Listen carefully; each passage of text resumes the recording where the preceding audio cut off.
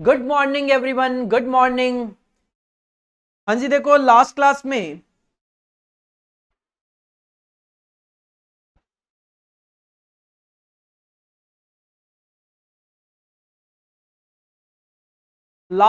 हमने marginal costing का topic start किया था। और मार्जिनल कॉस्टिंग में लास्ट क्लास में हमने क्या क्या डिस्कस कर लिया। तो सर सबसे पहले हमने मार्जिनल कॉस्ट की डेफिनेशन देखी कि एक एडिशनल यूनिट को बनाने के लिए आपकी एडिशनल कॉस्ट जो इनकर होती है that is known as marginal cost.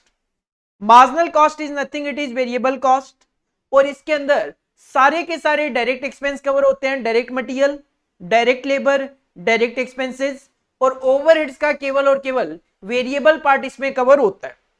तो we can say sir marginal cost is equal to direct material, direct wages, direct expenses plus variable part of overhead. या you can also say sir direct material, direct wages, direct expense का total होता है prime cost. तो prime cost plus variable part of overhead is also known as marginal cost. या फिर total cost के अंदर दो ही तरीके की कॉस्ट होती है, फिक्स्ड और वेरिएबल। तो अगर आप टोटल कॉस्ट में से फिक्स्ड कॉस्ट माइनस कर दोगे तो आपकी मार्जिनल कॉस्ट बच जाएगी। और मार्जिनल कॉस्ट इज नथिंग, हम यहां पे मैनेजमेंट अकाउंटिंग के पॉइंट ऑफ व्यू से मार्जिनल कॉस्ट और वेरिएबल कॉस्ट को सेम ट्रीट करते हैं। देन इश्यू आया सर मार्जिनल कॉस्टिंग क्या है। तो हमने डिस्कशन किया कि मार्जिनल कॉस्टिंग एक टेक्निक ऑफ कॉस्टिंग है जिसके दो पर्पज है, एक तो डिसीजन मेकिंग और दूसरा CVP analysis, that is cost, volume और प्रॉफिट के बीच में रिलेशन इंडिकेट करना। तो मैंने आपको समझाने की कोशिश करी कि एक ऑर्गेनाइजेशन जब डिसीजन मेकिंग करती है तो वहां पे वो एक स्टेटमेंट ऑफ प्रॉफिट का सहारा लेती है जिसको हम बोलते हैं statement of profit as per marginal costing. कैसे बनाया जाता है? तो सर सेल्स में से वेरिएबल कॉस्ट माइनस करनी है, कंट्रीब्यूशन आ जाएगा, और कंट्रीब्यूशन में से फिक्स्ड कॉस्ट माइनस करोगे तो आपके पास profit as per marginal costing आ जाएगा। देन ये जो स्टेटमेंट ऑफ प्रॉफिट है इसका एप्लीकेशन मैंने आपको एक एग्जांपल के थ्रू समझाने की कोशिश करी। और इसके अलावा मैंने आपको 4 क्वेश्चन करवा दिए थे जो स्टेटमेंट ऑफ प्रॉफिट से रिलेटेड थे। 4 क्वेश्चन मैंने आपको करवा दिए थे जो कि स्टेटमेंट ऑफ प्रॉफिट से रिलेटेड थे। आज हमें आगे कंटिन्यू करना है जो कि इस चैप्टर का मोस्ट इंपॉर्टेंट पार्ट है, और वो है सीवीपी एनालिसिस। तो हमने मार्जिनल कॉस्टिंग का कॉन्सेप्ट देख लिया है कि सर मार्जिनल कॉस्ट क्या होता है, कॉस्टिंग क्या होता है, किस तरीके से उसमें स्टेटमेंट ऑफ प्रॉफिट बनता है। आज हम स्टार्ट कर रहे हैं CVP, that is cost volume profit, short में इसको सीवीपी एनालिसिस बोला जाता है। देखो सीवीपी, सी का मतलब है कॉस्ट, वी का मतलब है वॉल्यूम और पी का मतलब है प्रॉफिट। तो ये क्या है? ये कॉस्ट, वॉल्यूम और प्रॉफिट के बीच में रिलेशन इंडिकेट करते हैं। तो for indicating the relation between cost, volume, volume का मतलब यहां पे सेल्स है।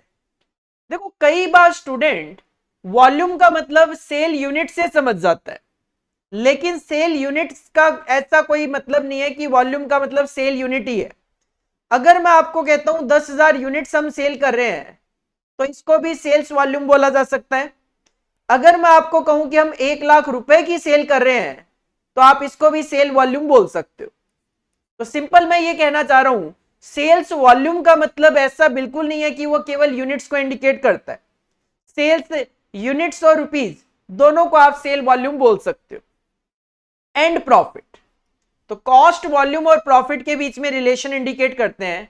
और इसके लिए सीवीपी एनालिसिस के लिए हम जो टेक्निक यूज करते हैं that is known as break even analysis. तो एक ऑर्गेनाइजेशन सीवीपी एनालिसिस करने के लिए ब्रेक इवन एनालिसिस करती है। तो सर इश्यू ये आता है ब्रेक इवन एनालिसिस क्या होता है? वैसे तो आप लोगों को पता होता है कि सर ब्रेक इवन का मतलब होता है no profit no loss, but मैं ये मान के चलता हूं कि आपको जब तक मैंने कुछ नहीं बताया तब तक आपको कुछ नहीं आता। नो डाउट आप सबने ब्रेक इवन वर्ड पढ़ा होगा, इकोनॉमिक्स में पढ़ा होगा, ग्रुप 1 के कॉस्टिंग में पढ़ा होगा, बट मैं ये मान के चलता हूं कि जब तक मैंने आपको चीज नहीं बताई तब तक आपको कुछ नहीं पता। तो ब्रेक इवन एनालिसिस क्या होता है? तो सबसे पहले अगर मैं ब्रेक इवन वर्ड का मीनिंग क्लियर कर दूं तो सर ब्रेक इवन का मतलब होता है नो प्रॉफिट और नो लॉस। मतलब एक ऐसी सिचुएशन जहां पे कंपनी को ना तो कोई प्रॉफिट हो रहे हैं ना लॉसेज हो रहे हैं, तो वो सिचुएशन कहलाती है ब्रेक इवन सिचुएशन। अगर आप बात कर रहे हो सर मैनेजमेंट अकाउंटिंग के पॉइंट ऑफ व्यू से, मार्जिनल कॉस्टिंग के पॉइंट ऑफ व्यू से, तो ब्रेक इवन का मतलब है टोटल कॉस्ट और टोटल सेल्स। टोटल सेल्स और टोटल कॉस्ट अगर इक्वल हो जाएगी, सर ना मेरा प्रॉफिट होगा ना मेरा लॉस होगा। लास्ट क्लास में हमने स्टेटमेंट ऑफ प्रॉफिट देखा था, आप सेल्स में से वेरिएबल कॉस्ट माइनस कर रहे हो, फिक्स्ड कॉस्ट माइनस कर रहे हो, आप प्रॉफिट पे पहुंच गए। इसका मतलब अगर आपकी टोटल सेल्स वेरिएबल कॉस्ट और फिक्स्ड कॉस्ट के समअप के इक्वल हो गई, तो आपको ना कोई प्रॉफिट होगा ना कोई लॉस होगा। तो ब्रेक इवन क्या इंडिकेट करता है? ब्रेक इवन सेल्स लेवल को इंडिकेट करता है। अगर मैं कहता हूं कि सर 10 लाख रुपए की मेरी सेल्स है और 10 लाख रुपए मेरी कॉस्ट है, कॉस्ट के अंदर वेरिएबल कॉस्ट और फिक्स्ड कॉस्ट दोनों कवर मैं मान के चल रहा हूं, इसका मतलब आपका प्रॉफिट और लॉस 0 है। तो हम कहेंगे सर 10 लाख का जो सेल्स लेवल है, 10 लाख रुपए का जो सेल्स लेवल है, वो ब्रेक इवन। तो ब्रेक इवन एक्चुअल में यहां पे सेल्स लेवल को इंडिकेट करता है, तो it indicates the sales level. और ये जो सेल का लेवल आप यूनिट्स में भी इंडिकेट कर सकते हो या रुपये में भी इंडिकेट कर सकते हो। जैसे मैंने यहां पे कहा 10 लाख रुपए की सेल, अगर मैं इसका बाइफिकेशन कहूं कि 1 लाख यूनिट्स 10 रुपए पर यूनिट के अकॉर्डिंगली सेल करेंगे, तो you can say sir 1 lakh units का लेवल जो है वो ब्रेक इवन पॉइंट है। या फिर you can say sir 10 lakh रुपए की सेल्स का जो लेवल है वो आपका ब्रेक इवन लेवल है। तो it indicates the sales level जो कि यूनिट्स और रुपीज में इंडिकेट की जा सकती है, at which total sales will be equal to total cost. जब आपकी टोटल सेल्स टोटल कॉस्ट की इक्वल हो जाएगी, और टोटल कॉस्ट का मतलब क्या है यहां पे? Variable cost plus fixed cost, variable cost plus fixed cost. तो सिंपल सी बात है सर, जब सेल्स और कॉस्ट इक्वल हो जाएगी, accordingly there will be no profit और नो लॉसेस। इसका मतलब ब्रेक इवन लेवल हमें सेल्स बताता है कि इस लेवल ऑफ सेल्स पे आपको ना कोई प्रॉफिट होंगे ना कोई लॉस होंगे। Sir break even analysis, that is break even की डेफिनेशन तो ठीक है, how to calculate break even point? तो ब्रेक इवन पॉइंट जो है, जैसा कि मैंने अभी अभी कहा कि ये सेल्स लेवल को इंडिकेट करता है जहां पे टोटल सेल्स और टोटल कॉस्ट इक्वल हो जाती है। और जो सेल्स लेवल है वो दो तरीके से इंडिकेट किया जा सकता है, यूनिट्स में और अमाउंट में। तो सर ब्रेक इवन पॉइंट जो है वो यूनिट्स में भी कैलकुलेट किया जा सकता है और ब्रेक इवन पॉइंट अमाउंट में भी कैलकुलेट किया जा सकता है। ब्रेक इवन पॉइंट यूनिट्स में भी कैलकुलेट किया जा सकता है और ब्रेक इवन पॉइंट अमाउंट में भी कैलकुलेट किया जा सकता है। तो सबसे पहले sir break even point units में कैसे कैलकुलेट किया जाए? तो इसके लिए एक सिंपल सा फॉर्मूला है, break even point units is equal to total fixed cost divided by contribution per unit.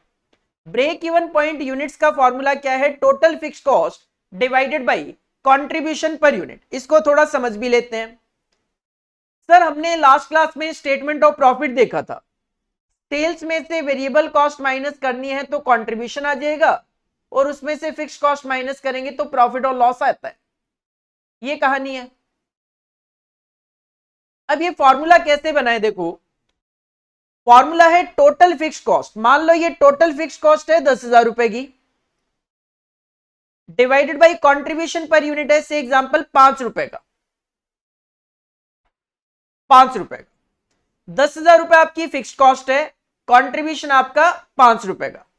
इसका मतलब सर 10,000 रुपए मेरा कंट्रीब्यूशन भी होना चाहिए अगर आपको प्रॉफिट और लॉस जीरो करना है तो, क्योंकि जब कंट्रीब्यूशन आपका फिक्स्ड कॉस्ट के इक्वल होगा तभी तो प्रॉफिट और लॉस आपका जीरो कैलकुलेट होके आएगा। इसका मतलब ये नंबर ऑफ यूनिट कितनी होनी चाहिए? सर ये 2000 यूनिट होनी चाहिए यहां पे, ताकि 2000 इंटू 5 करके ये 10,000 कैलकुलेट किया जा सके। अब इस 2000 को कैलकुलेट करने का तरीका इन्होंने क्या फाइंड आउट किया कि अगर एक यूनिट का 5 रुपए का कंट्रीब्यूशन है तो मुझे कंट्रीब्यूशन को फिक्स्ड कॉस्ट के इक्वल करना है। तो 10,000 को अगर मैं फिक्स्ड कॉस्ट जो 10,000 है उसको अगर 5 रुपए से डिवाइड करूंगा वो 2000 यूनिट आ जाएगी। अकॉर्डिंगली जब मैं इसको कंट्रीब्यूशन पर यूनिट से मल्टीप्लाई करूंगा तो कंट्रीब्यूशन और फिक्स्ड कॉस्ट इक्वल हो जाएंगे। Accordingly there will be no profit और लॉसेस। तो एक कैलकुलेशन बेस्ड ये फॉर्मूला बनाया गया। तो simple break even point units is equal to total fix cost divided by contribution per unit. तो यहां पे आपको एक कॉन्सेप्ट याद रखना है, और वो कॉन्सेप्ट क्या है सर, ब्रेक इवन पॉइंट के लेवल पे, ब्रेक इवन पॉइंट के लेवल पे आपका total contribution will be equal to total fix cost. क्योंकि टोटल कंट्रीब्यूशन और टोटल फिक्स कॉस्ट इक्वल होंगे तभी तो आपका प्रॉफिट और लॉस जीरो कैलकुलेट होके आएगा। तो sir this is the concept कि at break even point total contribution will be equal to total fixed cost. Clear है फॉर्मूला? सर इस फॉर्मूले में टोटल फिक्स कॉस्ट तो ठीक है, क्वेश्चन आपको बता देगा total fix cost divided by contribution लेना है मेरे को पर यूनिट। तो इस कंट्रीब्यूशन पर यूनिट को आप कई तरीके से कैलकुलेट कर सकते हो। जैसे कुछ फॉर्मूले तो मैं इसी स्टेटमेंट ऑफ प्रॉफिट से डिराइव कर सकता हूं। अगर मैं सेलिंग प्राइस लूं 1 यूनिट का और उसमें से वेरिएबल कॉस्ट भी 1 यूनिट की माइनस करूंगा तो सर कंट्रीब्यूशन भी 1 यूनिट का आएगा। तो पहला फॉर्मूला है कंट्रीब्यूशन पर यूनिट का, सेलिंग प्राइस पर यूनिट में से variable cost per unit minus कर दो, आपको कंट्रीब्यूशन पर यूनिट पता चल जाएगा। दूसरा फॉर्मूला आप डिराइव कर सकते हो रिवर्स। अगर जब मैं कंट्रीब्यूशन में से फिक्स्ड कॉस्ट माइनस करता हूं तो प्रॉफिट आता है, प्रॉफिट या लॉस जो भी है। अगर मैं प्रॉफिट 1 यूनिट का ले लूं और उसमें फिक्स्ड कॉस्ट वापस ऐड बैक कर दूं तो भी तो मैं कंट्रीब्यूशन पर यूनिट पे पहुंच जाऊंगा। मतलब profit per unit plus fixed cost per unit is equal to contribution per unit. तो sir fixed cost per unit plus profit per unit is also equal to contribution per unit. तीसरा, अगर आपको contribution per unit ये 5 रुपए निकालना हो और आपको अगर नंबर ऑफ यूनिट्स पता हो कि आप कितनी बेच रहे हो और आपको अगर टोटल कंट्रीब्यूशन पता है, तो अगर आप टोटल कंट्रीब्यूशन को नंबर ऑफ यूनिट से डिवाइड करोगे तो भी तो आपको 1 यूनिट का कंट्रीब्यूशन पता चल जाएगा। तो तीसरा फॉर्मूला है सर टोटल कंट्रीब्यूशन को अगर नंबर ऑफ यूनिट से डिवाइड किया जाए तो भी तो 1 यूनिट का कंट्रीब्यूशन आ जाएगा। और चौथा फॉर्मूला है जब आपके पास 2 पीरियड का डेटा गिवन हो, जब आपके पास 2 पीरियड का डेटा गिवन हो तो फिर आप फॉर्मूला यूज कर सकते हो चेंज इन कंट्रीब्यूशन या फिर change in profit divided by change in number of units. Change in contribution या profit divided by change in number of units. Change in units वो change in contribution divided by, जैसे आप यहां पे देखोगे तो न्यूमरेटर क्या था, चेंज इन कंट्रीब्यूशन या प्रॉफिट। वो क्यों है? वो इसलिए है कि आप यहां पे देख सकते हो सर 15,000 यूनिट का मेरा यहां पे जब कैलकुलेशन में कर रहा था 45,000 का कंट्रीब्यूशन था। ये लास्ट क्लास में मैंने एज ए एग्जांपल आपको करवाया था। और 20,000 यूनिट पे आपका कंट्रीब्यूशन कितना है, 50,000। तो आप देख सकते हो चेंज इन कंट्रीब्यूशन कितना है सर, 5,000। तो चेंज इन प्रॉफिट कितना है सर, ये भी तो 5,000 है। एक्चुअल में होता क्या है, फिक्स्ड कॉस्ट जब कांस्टेंट होती है, जब फिक्स्ड कॉस्ट कांस्टेंट होती है तो चेंज इन कंट्रीब्यूशन और चेंज इन प्रॉफिट सेम होता है। तो न्यूमरेटर में आप चाहे चेंज इन यूनिट्स लिखो, चेंज इन कंट्रीब्यूशन लिखो, चाहे चेंज इन प्रॉफिट लिखो, एक ही बात है। Divided by sir number of units में चेंज, जैसे ये 15,000 और 20,000 है तो 5,000 यूनिट का डिफरेंस। तो 4 फॉर्मूले यहां पे मैंने आपको बताए कंट्रीब्यूशन पर यूनिट को कैलकुलेट करने के। Selling price per unit minus variable cost per unit, fixed cost per unit plus profit per unit, total contribution divide by number of units, या फिर चेंज इन कंट्रीब्यूशन या profit divided by change in number of units. चारों में से कोई भी formula apply हो सकता है क्वेश्चन में, depending upon data available in the question, कि क्या हमारे पास डेटा अवेलेबल है और जो इजीली फॉर्मूला अप्लाई करके आप कैलकुलेशन कर सको वो अप्लाई कर लेना। हेडिंग पुट करनी है आपको सीवीपी एनालिसिस, और ये जो आपके सामने 4 स्लाइड्स आई है ये चारों स्लाइड आप कॉपी कर लो। देन हम इस पे ब्रेक इवन पॉइंट पे जो भी वैरायटीज ऑफ क्वेश्चंस हो सकते हैं वो ट्राई करके देखेंगे। पहले इनको कॉपी करो।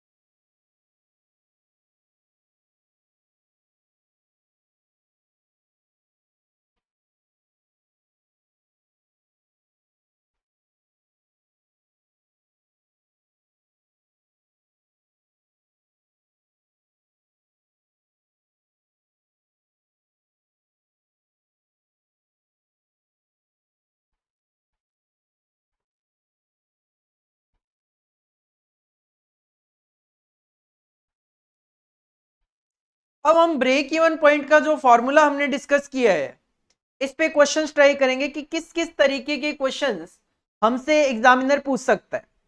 क्वेश्चन नंबर 5 से स्टार्ट करेंगे। क्वेश्चन नंबर 5 देखो, क्वेश्चन नंबर 5 एक एमसीक्यू क्वेश्चन है जो कि आपको पता है कि हमारे एग्जाम में एमसीक्यू क्वेश्चंस भी आते हैं।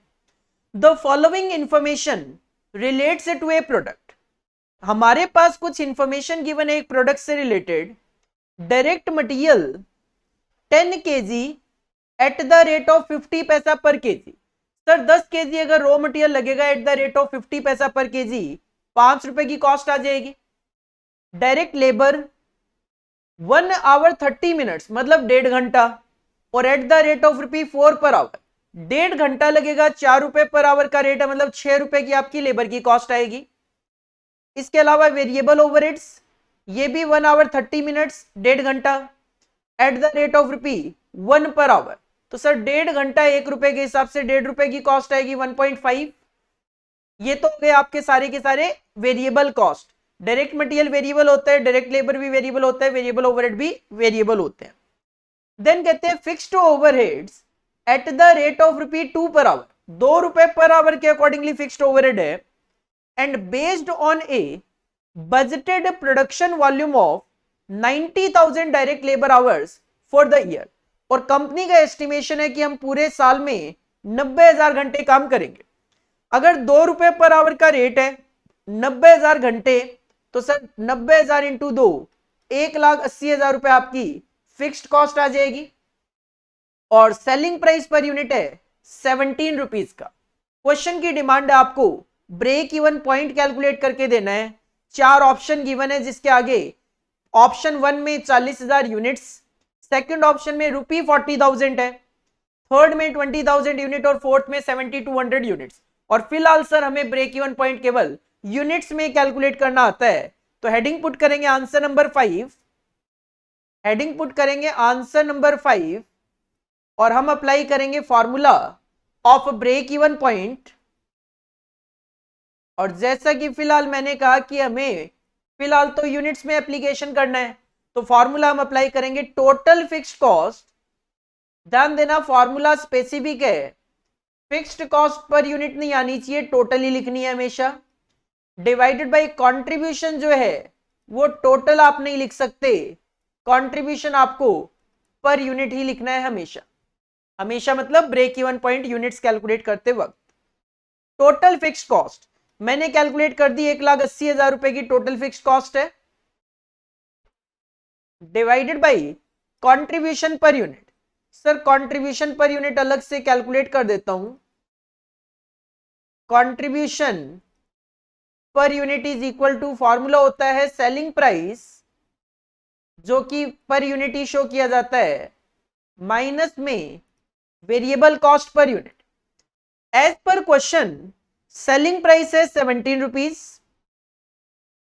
वेरिएबल कॉस्ट की बात करें तो सर इसमें डायरेक्ट मटेरियल है 5 रुपए, डायरेक्ट लेबर है 6 रुपए, वेरिएबल ओवरहेड है 1.5।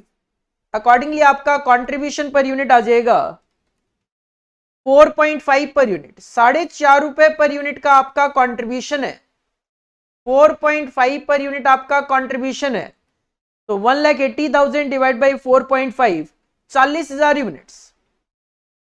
तो जब आप 40,000 यूनिट्स बनाकर बेचोगे तो organisation will achieve break even point. Simple है सर, एक यूनिट से ऑर्गेनाइजेशन 4.5 रुपए का कंट्रीब्यूशन कमाएगी।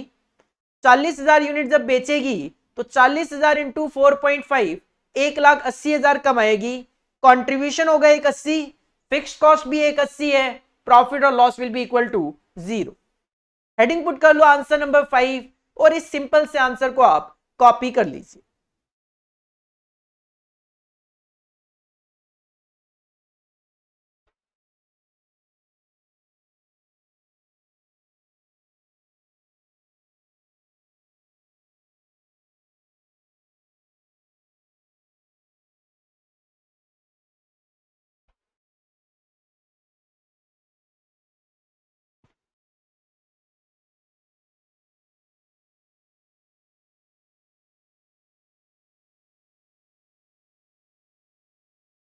नेक्स्ट क्वेश्चन पे मूव करेंगे। Question number 6। Question number 6, A product is sold eight ₹150 per unit. तो सबसे पहले आपको सेलिंग प्राइस पता चल गया 150 per unit, and its variable cost are ₹70 per unit. अगर 150 है सेलिंग प्राइस, 70 है वेरिएबल कॉस्ट, तो selling price minus variable cost 80 रुपए पर यूनिट आपको कंट्रीब्यूशन पता चल रहा है। The fixed expenses of the business are ₹8000 per year. आपको फिक्स कॉस्ट भी पता चल गई। क्वेश्चन की सिंपल सी डिमांड है ब्रेक इवन पॉइंट बताओ यूनिट्स में कितना होगा। सर सेम फॉर्मूला अप्लाई कर लो, पिछले क्वेश्चन से भी ज्यादा इजी क्वेश्चन है। हेडिंग पुट करेंगे आंसर नंबर 6, हेडिंग पुट करेंगे आंसर नंबर 6, फॉर्मूला अप्लाई करेंगे break even point units is equal to total fixed cost divided by contribution per unit. As per question total fixed cost given है 8000, contribution per unit में calculate करके दिखा देता हूं अलग से। सर कंट्रीब्यूशन पर यूनिट का फॉर्मूला होता है सेलिंग प्राइस माइनस में variable cost per unit. As per question selling price 150 रहेगा, वेरिएबल कॉस्ट आपकी 70 रहेगी, तो your contribution per unit will be 80। Your contribution per unit will be 80, accordingly 100 units will be your answer. तो company जब 100 unit बनाएगी और बेचेगी, एक unit पे 80 रुपए कॉन्ट्रीब्यूशन कमाएगी, तो 80 इंटू 100 8000 रुपए का कॉन्ट्रीब्यूशन होगा। इतनी ही फिक्स कॉस्ट भी है, accordingly company will achieve break even point. ये भी एक एमसीक्यू क्वेश्चन है, तो फाइनल आंसर होगा आपका डी 100 यूनिट्स। ऊपर वाले में 40,000 हमने आंसर निकाला था यूनिट्स में, तो पॉइंट नंबर 1 जो है that was the correct answer. This is the answer of question number 6। इसको आप कॉपी कर लीजिए। तो प्रैक्टिस करवा रहा हूं मैं, हालांकि ये वाला जो क्वेश्चन है ये आप खुद भी कर सकते थे आराम से, कोई दिक्कत नहीं थी, but practice point of view से मैंने ये क्वेश्चन आपको करवा दिया है ताकि आप चीजों को ज्यादा बेटर तरीके से अंडरस्टैंड कर सको।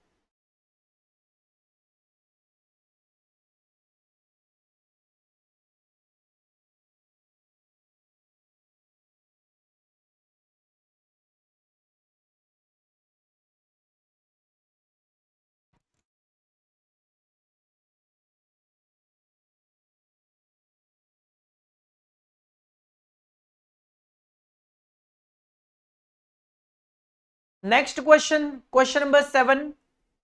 Question number 7 again MCQ question.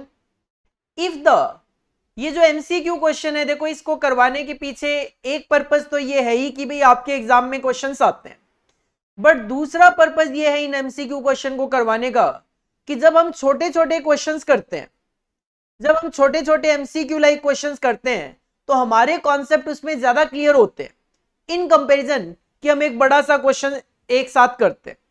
तो मेरी हमेशा कोशिश यही होती है कि अगर कहीं से क्वेश्चंस अवेलेबल हो जाएं छोटे छोटे, तो मैं हमेशा पहले कोशिश करता हूं छोटे छोटे क्वेश्चंस करवा के आपका बेस बनाने की। देन जब एक बार आपकी प्रैक्टिस हो जाए तो आप किसी भी बड़े क्वेश्चन को भी इजीली हैंडल कर सकते हो। क्वेश्चन नंबर 7, ध्यान देना। If the total cost of producing 20,000 units of a product is ₹90,000। कहते हैं कंपनी जब 20,000 यूनिट बनाती है तो 90,000 की कॉस्ट आती है, and if 25,000 units will be produced, अगर यही 25,000 यूनिट बनाए तो फिर टोटल कॉस्ट आती है 1,05,000। सेलिंग प्राइस पर यूनिट तो 8 रुपए आपको रखना है। क्वेश्चन आपसे ब्रेक इवन पॉइंट जानना चाहते हैं। देखो यहां पे ब्रेक इवन पॉइंट का फॉर्मूला होता है total fixed cost divided by contribution per unit. Sir ना तो क्वेश्चन में टोटल फिक्स्ड कॉस्ट है, और कंट्रीब्यूशन पर यूनिट कैलकुलेट करने के लिए सेलिंग प्राइस तो गिवन है but variable cost per unit नहीं है।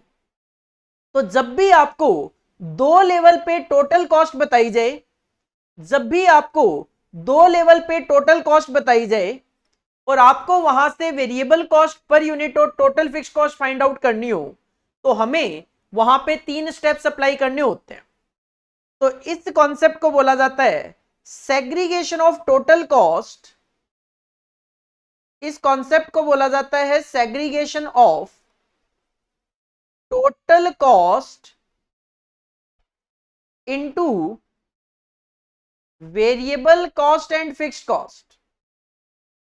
ये मैं आपको पहले कॉन्सेप्ट बता रहा हूं, उसके बाद इस क्वेश्चन में इसको अप्लाई करके देखेंगे। और ऐसा नहीं है कि ये जो कॉन्सेप्ट है ये केवल और केवल इस क्वेश्चन के लिए एप्लीकेबिलिटी है। अगर ऐसी सिचुएशन आपको कहीं पे भी दिखाई दे कि आपके पास टोटल कॉस्ट गिवन है 2 लेवल पे, कम से कम 2 लेवल होने चाहिए, 2 से ज्यादा होगा तो चलेगा। जब भी हमारे पास कम से कम 2 लेवल पे टोटल कॉस्ट गिवन है और हमें उसको वेरिएबल और फिक्स्ड अलग अलग करना है, तो हम ये स्टेप्स यहां पे यूज करने वाले हैं। मैं लिख देता हूं कि ये स्टेप्स कब यूज होंगे। If total cost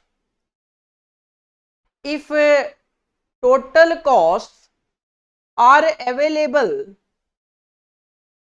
if total cost are available at 2 or more levels, मतलब कम से कम 2 लेवल होने चाहिए, 2 से ज्यादा लेवल हो सकते हैं। if total cost are available at 2 or more levels and we have to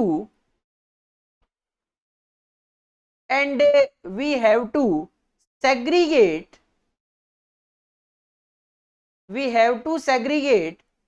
total cost into variable cost and fixed cost, variable cost and fixed cost, the following steps should be applied.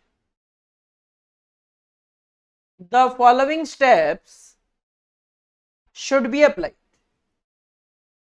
अगर आपको अलग अलग करने की जरूरत नहीं है variable fix तो मत करो, बट यहां पे तो देखो अपने को पता है कि सर मुझे तो टोटल फिक्स्ड कॉस्ट चाहिए और वेरिएबल कॉस्ट पर यूनिट मेरे को चाहिए। तो अगर आपके पास टोटल कॉस्ट गिवन हो दो, कम से कम 2 लेवल या उससे ज्यादा लेवल पे, और हमें टोटल कॉस्ट को सेग्रीगेट करना हो वेरिएबल कॉस्ट और फिक्स्ड कॉस्ट में, तो हमें ये स्टेप्स यूज करने हैं। स्टेप नंबर 1, स्टेप नंबर 1 में हम सबसे पहले फॉर्मूला अप्लाई करते हैं और कैलकुलेट करते हैं variable cost per unit. Variable cost per unit हम स्टेप 1 में कैलकुलेट करते हैं, जिसका फॉर्मूला होता है change in cost divided by change in units. जैसा कि आप इस क्वेश्चन में अगर बात करो तो सर आपकी कॉस्ट 90,000 रुपए से बढ़ के 1,05,000 हो जाती है, 15,000 की कॉस्ट बढ़ जाती है। कब? चेंज इन यूनिट्स कितना है सर? 20,000 से 25,000, मतलब आपकी 15,000 रुपए की कॉस्ट बढ़ जाती है जब आपकी यूनिट्स 5,000 बढ़ जाती है। तो 3 रुपए पर यूनिट हम इजीली यहां पे वेरिएबल कॉस्ट पर यूनिट निकाल पाएंगे। जब आप वेरिएबल कॉस्ट पर यूनिट निकाल लो तो उसके बाद आप सेकेंड स्टेप में टोटल फिक्स्ड कॉस्ट कैलकुलेट कर सकते हो।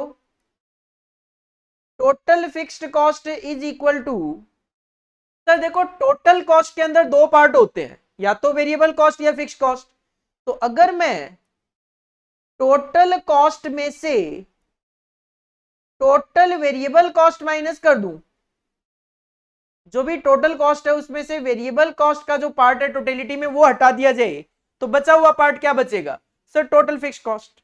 तो दीज आर द स्टेप्स जो कि आप अप्लाई करके इजीली टोटल कॉस्ट को वेरिएबल पार्ट कितना है उसके अंदर और फिक्स्ड पार्ट कितना है वो आप कैलकुलेट कर सकते हो। लेकिन इसके लिए कंडीशन यही है कम से कम 2 लेवल का डेटा आपके पास अवेलेबल होना चाहिए। पहले आप इस स्लाइड को कॉपी करो, देन मैं ये स्टेप्स अप्लाई करके आपको क्वेश्चन के अंदर ब्रेक इवन पॉइंट कैलकुलेट करवा देता हूं। पहले आप इसको कॉपी कर लो, साथ के साथ कॉपी करते रहे चीजें तो समझ में आती रहती है। अगर मैं 10 स्लाइड करवा दूंगा उसके बाद आपको बोलूंगा कॉपी करो, तो कॉपी करते वक्त जस्ट आप कॉपी ही करते रहोगे, उस सिचुएशन में आपको अंडरस्टैंडिंग नहीं बनने वाली।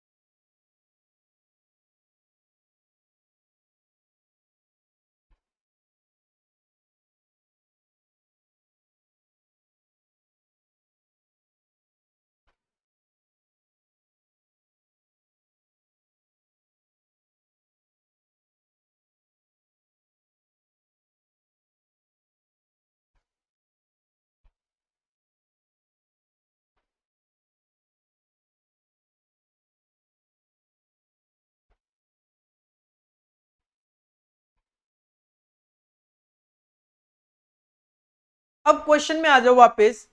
क्वेश्चन है जब हम 20,000 यूनिट बनाते हैं तो 90,000 की कॉस्ट है, और यही जब हम 25,000 यूनिट्स बनाते हैं तो 1,05,000 की कॉस्ट है। सेलिंग प्राइस है 8 रुपए। ब्रेक इवन पॉइंट आपको कैलकुलेट करके देना है। हेडिंग पुट करेंगे आंसर नंबर 7। सर क्वेश्चन की डिमांड क्या है? क्वेश्चन की डिमांड तो वही ब्रेक इवन पॉइंट आपको यूनिट्स में कैलकुलेट करके देना है, ठीक है। इसका फॉर्मूला होता है total fixed cost divided by contribution per unit. Sir total fixed cost की जरूरत है अपने को, तो टोटल फिक्स्ड कॉस्ट और वेरिएबल कॉस्ट पर यूनिट ये कैलकुलेट करने के लिए आपको इस क्वेश्चन में सेग्रीगेशन करना पड़ेगा। तो वर्किंग नोट बनाता हूं यहां पे। वर्किंग नोट में सबसे पहले फॉर्मूले में अप्लाई कर लेता हूं मैं वेरिएबल कॉस्ट पर यूनिट का formula. Sir variable cost per unit का फॉर्मूला होता है चेंज इन टोटल कॉस्ट, या you can right only change in cost divided by change in units.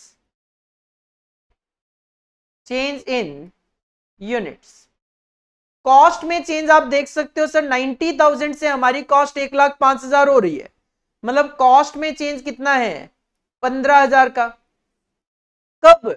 जब चेंज इन यूनिट्स कितना है? 20,000 से 25,000, मतलब चेंज इन यूनिट्स है आपका 5,000 का। मतलब एक यूनिट को बनाने की वेरिएबल कॉस्ट 3 रुपए की है। एक यूनिट को बनाने के लिए 3 रुपए की वेरिएबल कॉस्ट आएगी। अब आप कैलकुलेट करना चाहते हो सेकंड स्टेप में total fixed cost.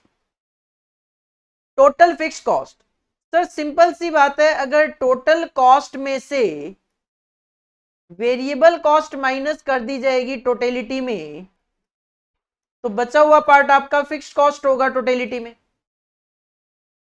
Total cost देखो, इस टाइम पे आप दोनों में से कोई भी लेवल पिक कर सकते हो, 20,000 यूनिट या 25,000 यूनिट, दोनों ही लेवल पे आपकी फिक्स्ड कॉस्ट तो सेम आएगी। मान लो जैसे मैंने 20,000 यूनिट का लेवल पिक करा कि सर 20,000 यूनिट के लेवल पे टोटल कॉस्ट थी 90,000, तो टोटल वेरिएबल कॉस्ट कितनी होगी?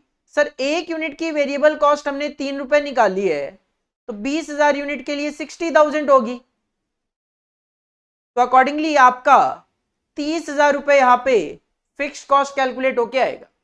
अब कोई स्टूडेंट कहे सर मैं तो 20,000 की बजाय यहां पे 25,000 यूनिट लेना चाहता हूं, कोई दिक्कत नहीं, आप 25,000 यूनिट ले लो। अगर आप 25,000 यूनिट लोगे तो 25,000 पे आपकी कॉस्ट 1,05,000 है टोटलिटी में, माइनस एक यूनिट के लिए वेरिएबल कॉस्ट 3 रुपए है। 25,000 यूनिट बनाओगे तो 25,000 इंटू 3 75,000 आ जाएगी। अकॉर्डिंगली फिक्स कॉस्ट तो कितनी आएगी? 30,000 ही आएगी। तो जरूरी नहीं आप दोनों लेवल पे शो करो, आप दोनों में से कोई भी एक लेवल पे शो कर सकते हो total fix cost. Sir total fix cost पता चल गई 30,000, न्यूमरेटर पता चल गया। इसके बाद डिनोमिनेटर चाहिए, तो इसके लिए मैं अलग से कंट्रीब्यूशन पर यूनिट शो कर देता हूं आपको। सेलिंग प्राइस माइनस में variable cost per unit. As per question selling price तो रहेगा 8 रुपए, वेरिएबल कॉस्ट आपने 3 रुपए कैलकुलेट कर ली, तो सर कंट्रीब्यूशन है 5 रुपए पर यूनिट। अकॉर्डिंगली आपका आंसर है 6,000 यूनिट्स। 6,000 यूनिट आपका आंसर आ जाएगा। ए ऑप्शन है 10,000, B 8,000, C 6,000, D 5,000। Sir C will be your correct answer. 6,000 units will be your correct answer. तो इस तरीके से एमसीक्यू क्वेश्चन जो है उसमें भी वैरायटीज ऑफ क्वेश्चन आपको यहां पे देखने को मिल सकते हैं। हेडिंग पुट कर लो आंसर नंबर 7 और इसको आप कॉपी कर लीजिए।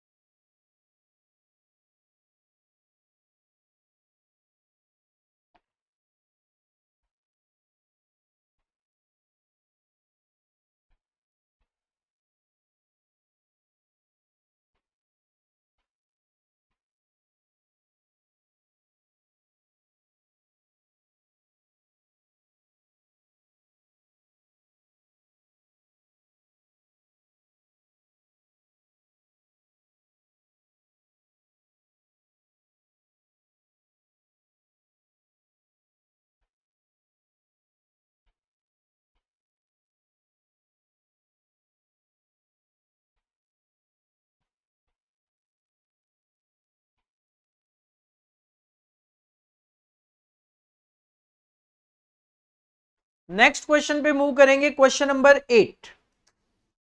Question number 8, the cost accountant of M limited has ascertained the selling price of a product is ₹20 per unit। तो सबसे पहले आपको यहां पे सेलिंग प्राइस पता चल गया ₹20 per unit. Variable cost is ₹15 per unit, variable cost भी आपको पता चल गई ₹15 पर यूनिट। और इस क्वेश्चन में आपको already break even point calculate करके दिया हुआ है। ब्रेक इवन पॉइंट है 21,600 units. Break even point available है अपने पास, सेलिंग प्राइस अवेलेबल है, वेरिएबल कॉस्ट भी अवेलेबल है। Management has decided to treat 12,000 units of break even point. मतलब पहले तो इन्होंने जब ब्रेक इवन पॉइंट कैलकुलेट किया तो 21,600 यूनिट आया, लेकिन मैनेजमेंट चाहता है कि ये ब्रेक इवन पॉइंट 21,600 यूनिट ज्यादा है। तो मैनेजमेंट ने डिसाइड किया है कि हम 12,000 यूनिट जो है वो ब्रेक इवन पॉइंट चाहते हैं। मतलब हम चाहते हैं कि जब 12,000 यूनिट बनाकर बेचें, no profit no loss achieve कर ले। Because production department can not produce much more this at the moment. कारण क्या है? कारण यह है कि प्रोडक्शन डिपार्टमेंट इस टाइम पे 12,000 यूनिट से ज्यादा नहीं बना सकते। तो हम चाहते हैं कि 12,000 यूनिट पे ब्रेक इवन आ जाए। तो फिर क्वेश्चन जानना चाहते हैं, बताओ what will be selling price for 12,000 units break even point will be. तो अगर कंपनी चाहती है 12,000 का ब्रेक इवन पॉइंट, तो उस सिचुएशन में सेलिंग प्राइस क्या रखा जाए? तो ये 12,000 तो बात की बात है, पहले हमें देखना है कि सर जो सिचुएशन है कि ब्रेक इवन पॉइंट 21,000 है, सेलिंग प्राइस है 20 रुपए और वेरिएबल कॉस्ट है 15 रुपए। तो हम यहां से फिक्स्ड कॉस्ट कैलकुलेट कर सकते हैं। हेडिंग पुट करो आंसर नंबर 8। फॉर्मूला तो आपका वही अप्लाई होगा जो मैंने आपको बताया हुआ है, that is break even point units is equal to total fixed cost divided by contribution per unit. Total fixed cost divided by contribution per unit. Sir presently बात करें तो 21,600 आप ब्रेक इवन पॉइंट हमें बता रहे हैं। फिक्स कॉस्ट क्वेश्चन ने बताई नहीं है, वो हम यहां से कैलकुलेट कर लेंगे, क्योंकि क्वेश्चन में हमें सेलिंग प्राइस और वेरिएबल कॉस्ट गिवन है। तो सेलिंग प्राइस में से माइनस करेंगे वेरिएबल कॉस्ट पर यूनिट, तो contribution per unit. As per question selling price आपने 20 रखना है और वेरिएबल कॉस्ट रखनी है 15। तो ये 5 रुपए पर यूनिट आपका कंट्रीब्यूशन आ गया। तो सर यहां से हम इजीली पहले अपनी टोटल फिक्स कॉस्ट कैलकुलेट कर सकते हैं। 21,600 मल्टीप्लाई बाय 5, 1,08,000 रुपए आएगा। 1,08,000 आपकी टोटल फिक्स कॉस्ट आ गई। अब क्वेश्चन का कहना है अगर 12,000 यूनिट ब्रेक इवन पॉइंट हो तो बताओ सेलिंग प्राइस क्या होगा। तो हमें फिर से ये फॉर्मूला यूज करना पड़ेगा। हमें क्या करना है, हमें दोबारा से सेम फॉर्मूला यूज करना है। Break even point units is equal to total fix cost divided by contribution per unit. इस फॉर्मूले को थोड़ा सा ओपन करके लिख लेते हैं। Sir total fix cost divided bye जो कंट्रीब्यूशन पर यूनिट होता है वो होता है selling price minus variable cost per unit. Question ने कहा कि 12,000 यूनिट्स ब्रेक इवन पॉइंट अगर हो, सर ब्रेक इवन पॉइंट अगर 12,000 यूनिट्स हो, टोटल फिक्स कॉस्ट आपने कैलकुलेट कर ली 1,08,000, 1,08,000 रुपए। तो क्वेश्चन चाहते हैं बताओ सेलिंग प्राइस क्या होगा। तो सेलिंग प्राइस मैं यहां पे एक्स एज्यूम कर लेता हूं, minus variable cost per unit में कोई चेंज तो है नहीं। तो वेरिएबल कॉस्ट पर यूनिट पहले 15 रुपए थी, तो वो 15 ही रहेगी। इसको सॉल्व कर लो, हम अपना आंसर फाइंड आउट कर लेंगे। 12,000 multiply by x, 12,000 x minus 12,000 into 15, it will be 1,80,000 is equal to 1,08,000। तो 12,000 एक्स इज इक्वल टू, ये इधर आकर पॉजिटिव में कन्वर्ट हो गया, तो सर 1,08,000 प्लस 1,80,000, तो ये आ जाएगा आपका 2,88,000, 2,88,000। तो x will be equal to 2,88,000 divided by 12,000. So that will be our answer. 24 रुपए, 24 रुपए will be the selling price. इसका मतलब ये है, अगर कंपनी अपने सेलिंग प्राइस को, जो कि पहले 20 रुपए होता था, अगर उसको बढ़ाकर 24 कर देगी, तो उस सिचुएशन में कंपनी का ब्रेक इवन पॉइंट जो पहले 21,600 होता था, वो 12,000 यूनिट्स हो जाएगा। काफी अच्छा क्वेश्चन है एग्जाम पॉइंट ऑफ व्यू से। एग्जाम में एमसीक्यू में आपको इस तरीके का क्वेश्चन देखने को मिल सकता है। आंसर होगा आपका B, 24 per unit. Heading put कर लो आंसर नंबर 8 और इस आंसर को आप कॉपी कर लीजिए।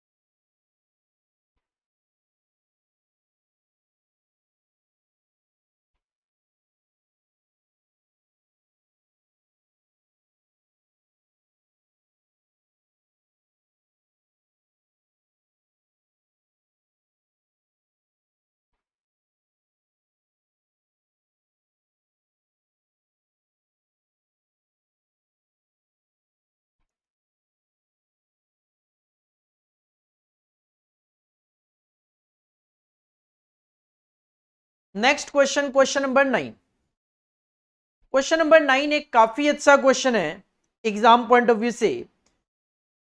From the following figures, point number 1 है ये, from the following figures find the break even volume. Break even volume कह दो, ब्रेक इवन पॉइंट कह दो, एक ही बात है।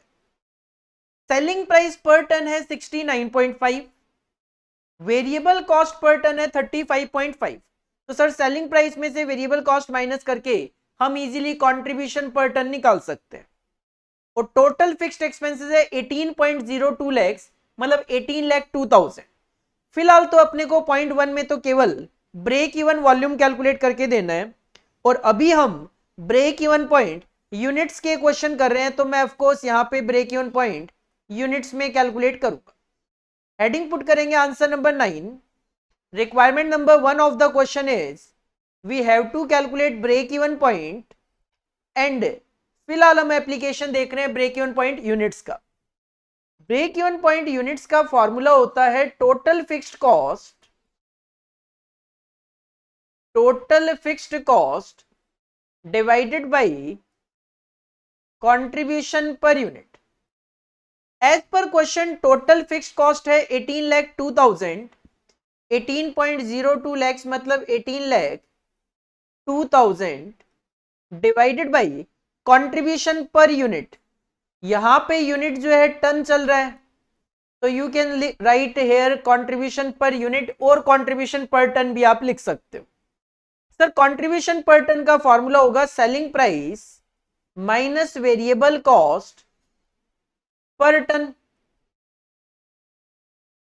As per question selling price given है हमारे पास 69.5, 69.5, variable cost per ton given है 35.5, accordingly contribution per ton will be equal to what? It will be 34. Contribution per ton आ जाएगा 34 का, ये आप यहां पे अप्लाई कर दो तो ये आ जाएगा आपका 53,000 यूनिट्स, 53,000 टन्स। तो इसमें तो कुछ भी ट्रिकी नहीं था, ये तो सिंपल कैलकुलेशन है कि सर 53,000 टन जो है वो हमारा ब्रेक इवन पॉइंट है। इसका मतलब अगर हम 53,000 टन बनाकर बेचेंगे तो there will be no profit और नो लॉस। जब हम 53,000 टन माल बनाकर बेचेंगे ना हमें कोई प्रॉफिट होगा ना कोई लॉस होगा, क्योंकि ये हमारा ब्रेक इवन पॉइंट है। सेकंड पॉइंट ध्यान से समझना, कहते हैं इफ ब्रेक इवन वॉल्यूम, जो कि आपने अभी अभी कैलकुलेट किया, ब्रेक इवन वॉल्यूम कितना है 53,000 टन। कहते हैं if break even volume represent 40% capacity, ये जो 53,000 टन आपका ब्रेक इवन पॉइंट है, आपका ब्रेक इवन पॉइंट है 53,000 टन, तो सर ये 53,000 टन जो है ये 40% कैपेसिटी है, ये 40% कैपेसिटी है। इसका मतलब अगर मैं 100% कैपेसिटी की बात करूं तो अगर 53,000 टन आपका 40% है तो सर 100% इसका मतलब 1,32,500 यूनिट कंपनी की 100% कैपेसिटी है। 53,000 टन कंपनी अभी बनाकर बेच रही है ब्रेक इवन पॉइंट पे, और ये 40% कैपेसिटी को इंडिकेट करता है, मतलब 100% कैपेसिटी आपकी 1,32,500 यूनिट है। इफ ब्रेक इवन वॉल्यूम जो कि 53,000 टन है represent 40% capacity, what is the additional profit?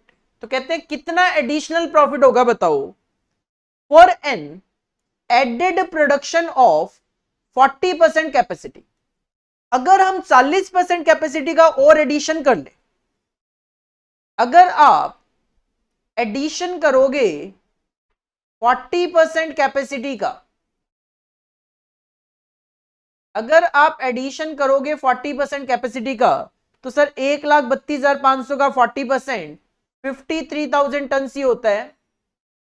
तो इसका मतलब क्वेश्चन कह रहा है आप एडिशन कर लो 40% कैपेसिटी, मतलब 53,000 टन का अगर हम एडिशन करें तो बताओ एडिशनल प्रॉफिट कितना होगा? The selling price of which is 10% lower for 20% capacity production. अब ये जो 40% है इसको भी इन्होंने फर्दर आगे दो पार्ट में डिवाइड किया है। 20% कैपेसिटी में कहते हैं selling price of which is 10% lower for 20% capacity production. 20% capacity का जो सेलिंग प्राइस आपको रखना पड़ेगा वो 10% कम रखना पड़ेगा। अभी सेलिंग प्राइस कितना चल रहा था 69.5, तो आप इस माल को 69.5 में नहीं बेच पाओगे, आपको इसका सेलिंग प्राइस 10% कम करना पड़ेगा। तो अगर 69.5 को 10% से कम कर दूं तो सर ये जो 20% कैपेसिटी है ये 62.55 में बिकेगी। Similarly and 15% lower than the existing price for the other 20% capacity. और जो अदर 20% कैपेसिटी है, क्योंकि टोटल 40 है तो 20 ये हो गया, तो ये भी 20 बच गया, तो अदर जो 20% कैपेसिटी है उसके लिए आपको एग्जिस्टिंग जो सेलिंग प्राइस है मतलब 69.5 उसको 15% से कम करना पड़ेगा। तो इसका मतलब 69.5 को हमें 15% से कम करना पड़ेगा। तो अगर 15% से कम कर दूं तो ये आ जाएगा 59.075। यूनिट्स भी कैलकुलेट करा देता हूं, 20% कितनी होगी सर, 1,32,500 का 20% होगी 26,500, तो ये भी होगी 26,500। तो ठीक है, ये बाइफिकेशन हो गया। ये जो एडिशनल 40% कैपेसिटी है 53,000 टन, तो 26,500 और 26,500। इसका मतलब कंपनी पहला जो 53,000 टन है ब्रेक इवन तक का, वो तो सेल कर सकती है 69.5 में। नेक्स्ट जो 20% कैपेसिटी बेचेगी 26,500 यूनिट, वो बेच सकती है 62.55 में। और लास्ट जो 26,500 यूनिट बेचेगी वो सेल कर सकती है 59.075 में। क्वेश्चन क्या चाहते हैं, क्वेश्चन जानना चाहते हैं what is the additional profit. No doubt question additional profit जानना चाहते हैं, बट एक बार मैं आपको स्टेटमेंट ऑफ प्रॉफिट टोटल का ही बनवाता हूं। एडिशनल प्रॉफिट तो हम बाद में निकाल लेंगे, एक बार मैं आपको स्टेटमेंट ऑफ प्रॉफिट बनवाता हूं। मार्जिनल कॉस्टिंग देख रहे हैं तो मार्जिनल कॉस्टिंग के हिसाब से 2 कॉलम में आप सिंपली ये स्टेटमेंट बना सकते हो, पर्टिकुलर्स और amount. Statement of profit last class में हमने बनाया था 4 क्वेश्चंस में, बिल्कुल वैसे ही बनाना है, पर्टिकुलर्स और अमाउंट। सर सबसे पहले स्टेटमेंट ऑफ प्रॉफिट में सेल्स ली जाती है। यहां पे आप पहली 53,000 टन यूनिट तो 69.5 पे बेच रहे हो, 53,000 टन तो 69.5 पे सेल करोगे, प्लस इसके बाद जो 26,500 बेचोगे वो 62.55 पे बिकेगी। 26,500 यूनिट आपकी नेक्स्ट जो है वो 62.55 पे बिकेगी। और लास्ट जो 26,500 है, लास्ट जो 26,500 है ये बिकेगी 59.075 पे। ये 26,500 बिकेगी 59.075 पे। तो ये आपकी टोटल सेल्स आपको पता चल जाएगी एक बारी।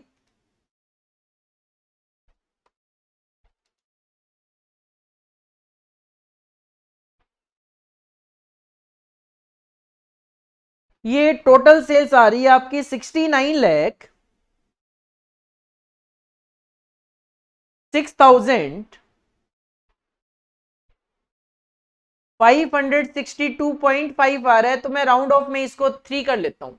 69,06,562.5 आ रहा है, तो 62.5 को राउंड ऑफ में लास्ट में 63 कर दिया।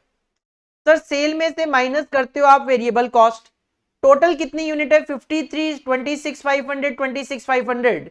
Sir total number of unit हो गई 1,06,000। मतलब आप 1,06,000 यूनिट बनाओगे, हर यूनिट पे कितनी कॉस्ट आएगी 35.5, 35.5। तो आपकी टोटल वेरिएबल कॉस्ट कितनी आ जाएगी, क्योंकि वेरिएबल कॉस्ट तो नंबर ऑफ यूनिट्स के अकॉर्डिंगली होती है, तो वेरिएबल कॉस्ट आ जाएगी 37,63,000। तो ये आपको आपका कंट्रीब्यूशन पता चल जाएगा। पहले कंट्रीब्यूशन आ गया आपका 31,43,563, माइनस कर दो इसमें से फिक्स्ड कॉस्ट। क्वेश्चन में सर फिक्स्ड कॉस्ट गिवन है 18,02,000, 18,02,000 रुपए आपकी फिक्स्ड कॉस्ट है। तो आपका ये टोटल प्रॉफिट आ गया 1,06,000 यूनिट से 13,41,563। सर ये जो मैंने प्रॉफिट निकाल के दिया आपको, ये मैंने 1,06,000 यूनिट्स पे आपको कैलकुलेट करके दे दिया टोटल यूनिट्स। लेकिन क्वेश्चन जानना चाहते थे एडिशनल प्रॉफिट बताओ फॉर 40% कैपेसिटी, और एडिशनल जो 40% है वो केवल 53,000 टन है, 53,000 टन है। तो अगर हमें एडिशनल प्रॉफिट निकालना हो, अगर हमें एडिशनल प्रॉफिट निकालना हो, तो सर सिंपल सी बात यह है कि अगर मैं इस टोटल प्रॉफिट 13,41,563 में से पहले जो 53,000 यूनिट्स आप बना रहे थे, पहले जो आप 53,000 टन यूनिट्स बना रहे थे, अगर इसका प्रॉफिट हटा दूं तो मुझे एडिशनल प्रॉफिट पता चल जाएगा। 1,06,000 टोटल यूनिट में से पहली 53,000 टन का अगर प्रॉफिट हटा दूं तो एडिशनल प्रॉफिट पता चल जाएगा। सर ये 53,000 जो पहले बना रहे थे ये तो ब्रेक इवन पॉइंट था, और ब्रेक इवन पॉइंट होता है नो प्रॉफिट नो लॉस। मतलब पहली 53,000 टन यूनिट जो बनाकर आप बेच रहे थे उस पे तो आपको कोई प्रॉफिट ही नहीं हो रहा था, उस पे तो आपको कोई प्रॉफिट हो ही नहीं रहा था। तो एक्चुअल में मैंने ये जो प्रॉफिट आपको कैलकुलेट करवाया है 13,41,563, ये सारा का सारा एडिशनल प्रॉफिट ही है, क्योंकि सर पहला 53,000 तो ब्रेक इवन है और बाद में जो आपने ऐड किया है 53,000 उसी पे तो प्रॉफिट होगा। तो सारा का सारा प्रॉफिट बाद वाले पे ही होगा, क्योंकि first 53,000 indicate break even point जिस पे आपका प्रॉफिट जीरो होता है। तो इस वजह से मैं कह रहा था कि ये क्वेश्चन थोड़ा सा टेक्निकल है, क्योंकि नो डाउट स्टूडेंट हो सकता है स्टेटमेंट ऑफ प्रॉफिट ये प्रॉफिट तो कैलकुलेट कर ले, बट यहां पे पहुंचने के बाद कंफ्यूजन में आ जाते हैं कि सर पहला जो 53,000 था उसका क्या प्रॉफिट है। उसका कोई प्रॉफिट नहीं है, क्योंकि वो तो ब्रेक इवन पॉइंट था। This is the answer of question number 9, और काफी अच्छा क्वेश्चन है, मुझे लगता है आपको एग्जाम में जल्दी ही देखने को मिल सकता है। हेडिंग पुट कर लो आंसर नंबर 9, और जो भी आपके सामने स्लाइड्स हैं 9 की वो आप कॉपी कर लीजिए।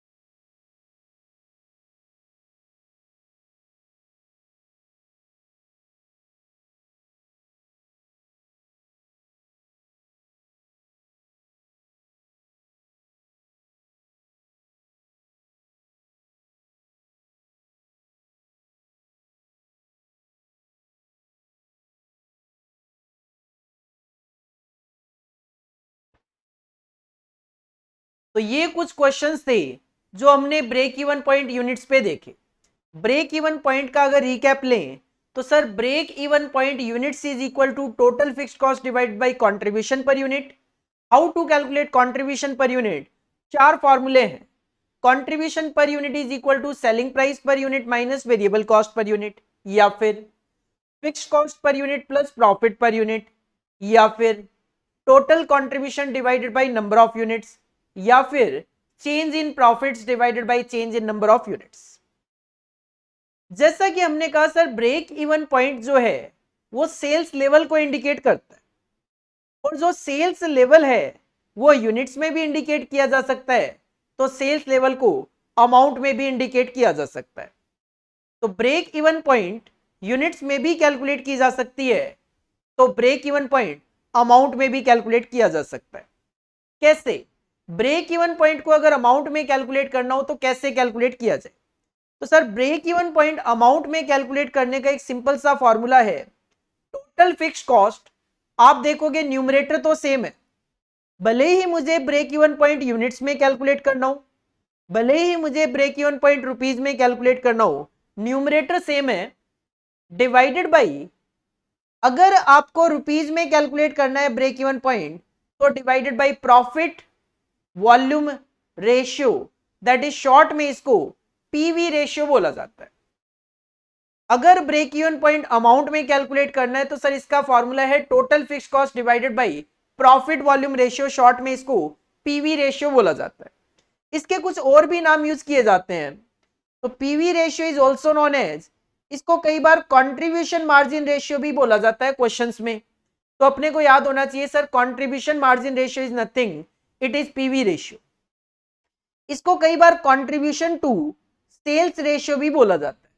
तो पीवी रेशियो कह दो, प्रॉफिट वॉल्यूम रेशियो कह दो, कंट्रीब्यूशन मार्जिन रेशियो कह दो, कंट्रीब्यूशन टू सेल्स रेशियो कह दो, एक ही बात है। सर क्या क्वेश्चन में PV ratio as it is given होगा या फिर हमें कैलकुलेट करना पड़ेगा? तो पीवी रेशियो क्वेश्चन में गिवन हो सकता है, बट सिचुएशन हो सकती है कि हमें खुद कैलकुलेट करना पड़े। तो how to calculate PV ratio, how to calculate profit volume ratio? तो प्रॉफिट वॉल्यूम रेशियो को कैलकुलेट करने के दो फॉर्मूले अप्लाई हो सकते हैं। पहला फॉर्मूला तो इसके जो दूसरा नाम था यहीं से निकल के आ जाता है, कंट्रीब्यूशन टू सेल्स रेशियो।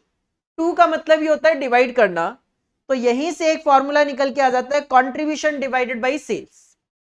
तो पीवी रेशियो का एक तो फॉर्मूला अप्लाई आप कर सकते हो कंट्रीब्यूशन डिवाइड बाय सेल्स, और ये परसेंटेज में होता है जिसकी वजह से मल्टीप्लाई बाय 100 हम कर लेते हैं। ध्यान बस इतना देना है, अगर आप कंट्रीब्यूशन 1 यूनिट का ले रहे हो तो डिनोमिनेटर में सेल भी 1 यूनिट की होनी चाहिए। अगर आप कंट्रीब्यूशन टोटलिटी में ले रहे हो तो सेल्स भी टोटलिटी में कंसीडर होनी चाहिए। और दूसरा फॉर्मूला तब अप्लाई होगा जब आपके पास या तो चेंजेस गिवन हो, या फिर आपके पास जब 2 पीरियड का डेटा गिवन होगा, 2 महीने 2 साल का डेटा गिवन होगा, तब आप दूसरा फॉर्मूला यूज कर सकते हो, that is change in profit या contribution divided by change in sales, और परसेंटेज में कन्वर्ट करने के लिए मल्टीप्लाई बाय 100। तो पीवी रेशियो कैलकुलेट करने के दो फॉर्मूले हैं, जो डेटा क्वेश्चन में अवेलेबल होगा उसके अकॉर्डिंगली आपको फॉर्मूला यूज करना है, कंट्रीब्यूशन अपॉन में सेल्स इनटू 100, या फिर चेंज इन प्रॉफिट अपॉन में change in sales multiply by 100।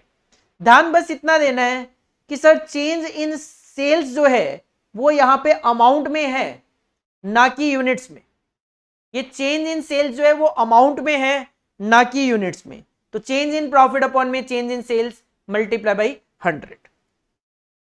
Heading put करो ब्रेक इवन पॉइंट अमाउंट, और ये जो दो स्लाइड्स आपके सामने आई है इनको आप कॉपी कीजिए।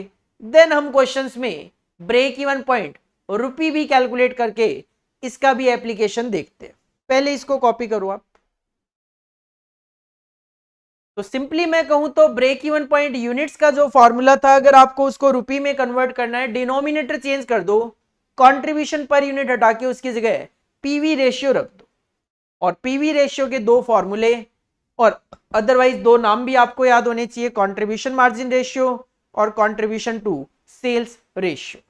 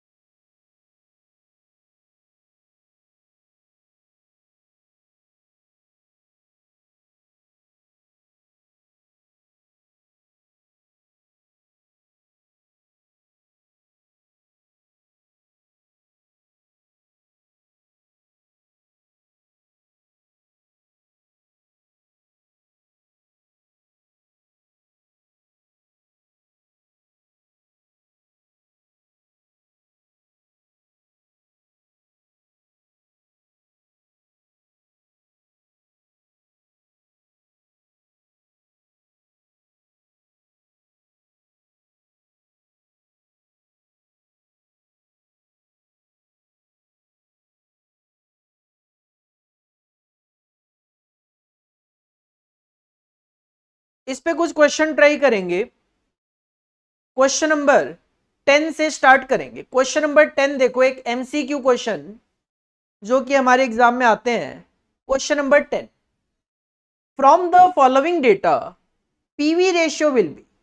सबसे पहले तो प्रॉफिट वॉल्यूम रेशियो कैलकुलेट करके देख लेते हैं। क्वेश्चन में ईयर 2020 में सेल्स थी 50 लाख रुपए, तो हमने 5 लाख रुपए का प्रॉफिट कमाया। और 2021 में जब सेल्स 75 लाख हो गई तो हमने प्रॉफिट 10 लाख रुपए कमाया। क्वेश्चन जस्ट आपसे पीवी रेशियो जानना चाहते हैं। जब भी आपके पास 2 सालों का इस तरीके से डेटा गिवन हो तो समझ जाना कि पीवी रेशियो का जो सेकंड फॉर्मूला है वो अप्लाई होगा, that is change in profit upon में चेंज इन सेल्स। आप देख सकते हो आपकी सेल्स जो है उसमें 25 लाख रुपए का चेंज हुआ है और आपके प्रॉफिट में 5 लाख रुपए का चेंज हुआ है। तो सिंपल हम क्या करेंगे, फॉर्मूला अप्लाई कर लेंगे। हेडिंग पुट करेंगे answer number 10। Answer number 10 apply करेंगे पीवी रेशियो का formula. PV ratio is equal to change in profit, change in profit divided by change in sales. Profit तो अमाउंट में होता ही है, चेंज इन सेल्स भी amount में होगी और परसेंटेज में कन्वर्ट करने के लिए मल्टीप्लाई बाय 100। सर प्रॉफिट में चेंज है 5 लाख रुपए और सेल्स में चेंज आपका 25 लाख। तो अकॉर्डिंगली आपको पता चल जाएगा प्रॉफिट वॉल्यूम रेशियो क्या है। ये आ गया 20%। प्रॉफिट वॉल्यूम रेशियो 20% है।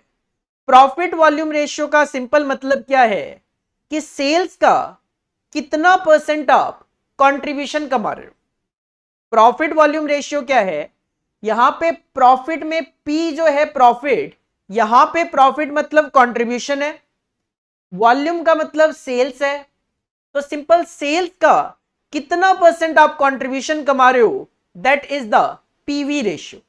तो 25 लाख रुपए की अगर आपकी सेल बढ़ी है तो आपका प्रॉफिट 5 लाख रुपए से बढ़ा है, मतलब 20% आप इस पे प्रॉफिट कमा रहे हो, कंट्रीब्यूशन कमा रहे हो। This is a simple answer of question number 10। इसको आप कॉपी कर लीजिए। एमसीक्यू था। ऑप्शंस की अगर बात करें तो 20% is the correct answer. C will be the correct answer. C will be the correct answer. इसको आप कॉपी कर लो।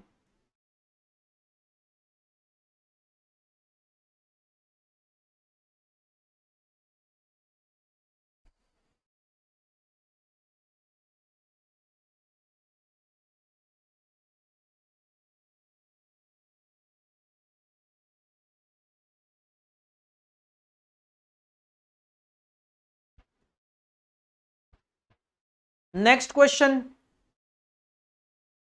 Question number 11, from the following data. Again हमें पीवी रेशियो ही कैलकुलेट करना है। कहते हैं ईयर 2015 में हमारी सेल्स 1 लाख रुपए थी जो कि 2016 में 1,20,000 हो गई। तो सर सेल्स में चेंज तो दिखाई दे रहा है 20,000 का, बट इस बार आपको प्रॉफिट नहीं बताया, इस बार आपको टोटल कॉस्ट बताई है 80,000 और 90,000। तो आप यहां पे इजीली प्रॉफिट कैलकुलेट कर सकते हो कि अगर 1 लाख रुपए की सेल्स है और कॉस्ट 80,000 है तो 20,000 का आपका प्रॉफिट है। अगर आपकी 1,20,000 की सेल्स है और कॉस्ट 90,000 है तो प्रॉफिट आपका 30,000 है। अब आप चेंज इन प्रॉफिट एनालाइज कर सकते हो। सर चेंज इन प्रॉफिट 10,000 है, अकॉर्डिंगली हम पीवी रेशियो कैलकुलेट कर सकते हैं। हेडिंग पुट करो आंसर नंबर 11 और सेम फॉर्मूला अप्लाई कर दो जो हमने क्वेश्चन नंबर 10 में किया। PV ratio is equal to change in profits, change in profits जो कि अमाउंट में होता है, divided by change in sales जो कि पीवी रेशियो कैलकुलेट करते वक्त अमाउंट में कंसीडर करनी। प्रॉफिट में चेंज मैंने एनालाइज करवा दिया आपको 10,000 और सेल्स में चेंज सीधा सीधा गिवन ही था 20,000 का, तो it means PV ratio will be 50%। PV ratio आ जाएगा आपका 50%। पीवी रेशियो क्या इंडिकेट करता है, सेल्स का कितना परसेंट हम कंट्रीब्यूशन कमा रहे हैं, that is indicated by profit volume ratio. इसको भी कॉपी कर लो आप।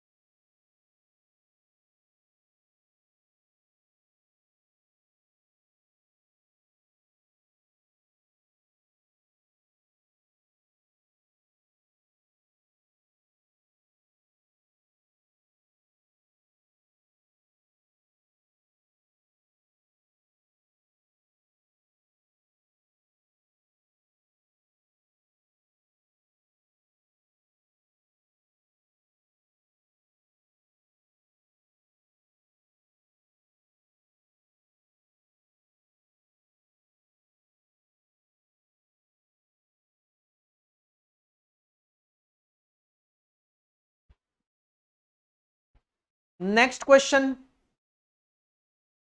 Question number 12। Question number 12, P company limited has an overall PV ratio of 60%। इस बार आपको पीवी रेशियो तो बता दिया 60% का। If the variable cost of A product is 20, अगर वेरिएबल कॉस्ट 20 रुपए है तो बताओ सेलिंग प्राइस क्या होगा। कहते हैं पीवी रेशियो 60% है, वेरिएबल कॉस्ट 20 रुपए बता दी, तो सेलिंग प्राइस बताओ क्या होगा। तो इसके लिए हम पीवी रेशियो का जो सिंपल फॉर्मूला है, क्योंकि चेंज इन प्रॉफिट का फॉर्मूला केवल तब अप्लाई होगा जब या तो चेंज गिवन हो या फिर 2 सालों का 2 पीरियड का डेटा गिवन हो। यहां पे क्वेश्चन नंबर 12 में ना तो कोई 2 पीरियड का डेटा गिवन है और ना ही कोई चेंज गिवन है, तो आप फर्स्ट फॉर्मूला यूज कर सकते हो पीवी रेशियो का। पीवी रेशियो का पहला फॉर्मूला है कंट्रीब्यूशन अपॉन में सेल्स मल्टीप्लाई बाय 100। जैसा कि मैंने कहा, अगर आप कंट्रीब्यूशन पर यूनिट लेते हो तो सेल भी पर यूनिट लो, कंट्रीब्यूशन टोटल लेते हो तो सेल भी टोटल लो। यहां पे बात चल रही है वेरिएबल कॉस्ट पर यूनिट की, सेलिंग प्राइस हमेशा पर यूनिट होता ही है। पीवी रेशियो तो गिवन ऑलरेडी 60, ये तो गिवन है 60। अब कंट्रीब्यूशन क्या होता है सर, कंट्रीब्यूशन होता है selling price minus variable cost per unit divided by selling price into 100। इस फॉर्मूले को ऐसे भी लिखा जा सकता है। पीवी रेशियो 60 है, क्वेश्चन आपसे सेलिंग प्राइस जानना चाहते हैं तो एक्स ले लो। वेरिएबल कॉस्ट आपको बता दी गई है 20 रुपीज है, सेलिंग प्राइस हम एक्स ले ही रहे हैं, मल्टीप्लाई बाई 100। इसको सॉल्व कर लो सर। 100 जब इधर आएगा तो ये 60 डिवाइडेड बाई 100 हो जाएगा, तो ये हो जाएगा 0.6 और 0.6 को x से मल्टीप्लाई करेंगे तो ये 0.6x is equal to x minus 20, ये आ गया। अब इसको सॉल्व कर लेते हैं। 0.6x, ये x इधर आकर माइनस में आ जाएगा, इज इक्वल टू माइनस 20। तो x will be equal to how much sir, 20 divided by 0.4, 20 divide by 0.4, it will come 50 rupees. तो सेलिंग प्राइस 50 रुपीज होगा, वेरिएबल कॉस्ट 20 रुपीज होगी, तो पीवी रेशियो 60 होगा। This is the simple answer of question number 12, जिसमें हमने first formula of PV ratio का application देख लिया है। हेडिंग पुट करो आंसर नंबर 12 और इसको कॉपी कर लीजिए।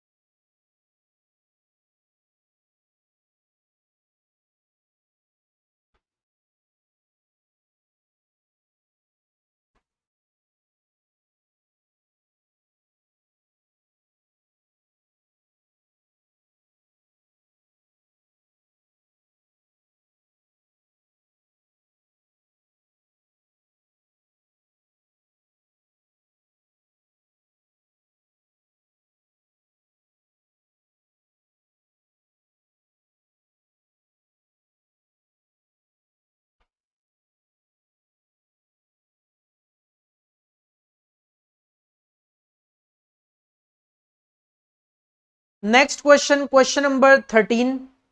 ये जो क्वेश्चन नंबर 13 है ये आपके एग्जाम में दिसंबर 2021 में एग्जाम में आया हुआ क्वेश्चन है। If the sales increases from ₹30,000 to 60,000, कहते हैं अगर हमारी सेल 30,000 रुपए से बढ़कर 60,000 हो जाती है, मतलब इंक्रीज कितना है, इंक्रीज है 30,000 का,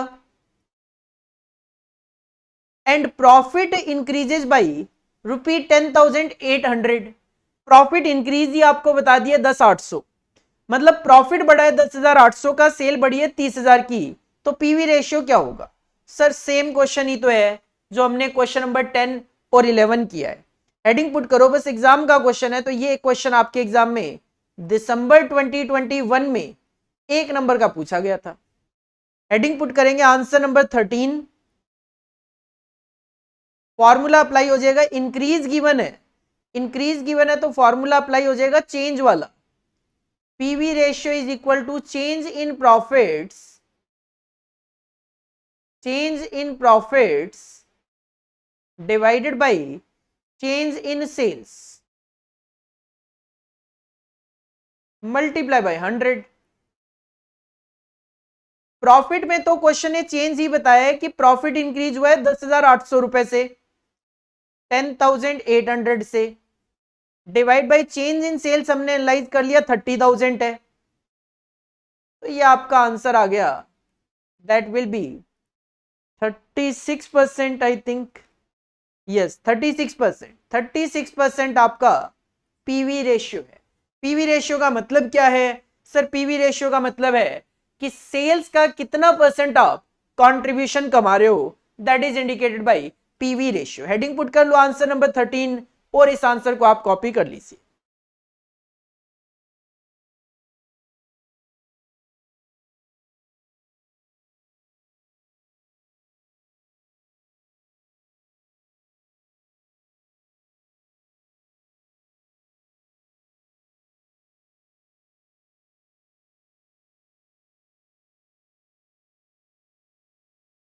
तो ये मैंने आपको 4 क्वेश्चंस में पीवी रेशियो का एप्लीकेशन बता दिया कि सर पीवी रेशियो कैसे कैलकुलेट किया जाए, या फिर पीवी रेशियो की हेल्प से जैसे कि हमने क्वेश्चन नंबर 12 में सेलिंग प्राइस निकाला, वैसे सेलिंग प्राइस कैलकुलेट करने के लिए भी पीवी रेशियो को यूज किया जा सकता है। नेक्स्ट क्वेश्चन देखो, question number 14, break even point rupees में हमने अभी तक कैलकुलेशन करके नहीं देखी। Question number 14,